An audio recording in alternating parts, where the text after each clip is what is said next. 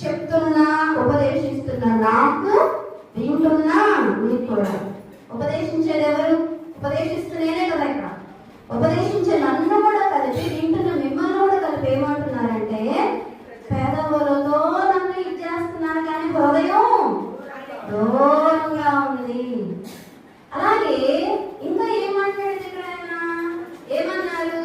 మనుష్యులు కల్పించిన పద్ధతులు దైవ ఉపదేశములని కాదండి, డెడ్ రాంగ్ అండి. ఈ రీతి ఉపదేశిస్తే నిజంగా ఉపదేశించే వాళ్ళకి నష్టమే. ఎవరు కల్పించిన పద్ధతులు దైవ ఉపదేశం అని చెప్పే తప్పు కదా. అర్థమవుతుంది ఇక్కడ ఈ మాటలు ఏమంటే అర్థమవుతుందియా? మనుష్యులు కల్పించిన పద్ధతులు దేవుడే చెప్పడని చెప్పడం తప్పు. అర్థమవుతుందండి? మనుష్యులు కల్పించిన పద్ధతులు దైవోపదేశములని బోధించుచు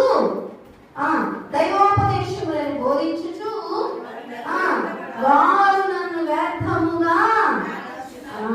తప్పండి. ఏముంది బైబిల్లో? ఏముంది?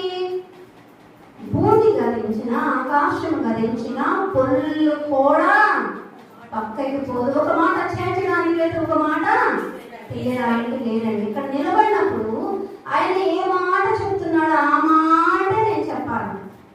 అల్లికలుగా ఒక మాట వేసి, రెండో మాట వేసి, మూడో మాట అట్లా చెప్పకూడదు.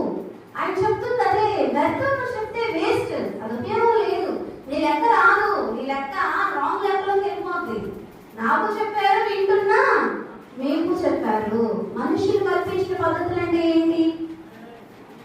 మనుషులు కల్పించిన పద్ధతులు అంటే ఏంటి? మనుషులు కల్పించిన పద్ధతులు వెళ్తున్నప్పుడు మనం ఏం చెప్పాలా? ఆ పద్ధతి మనుషులు కల్పించింది, మంచిది కాదని దేవుడి బైబిల్లో రాయలా. అది వెళ్ళదు అందులోకి వెళ్తే కరెక్ట్ కాదు, మేలు కాదు నీకు అని వాయించాలి కదా అండి.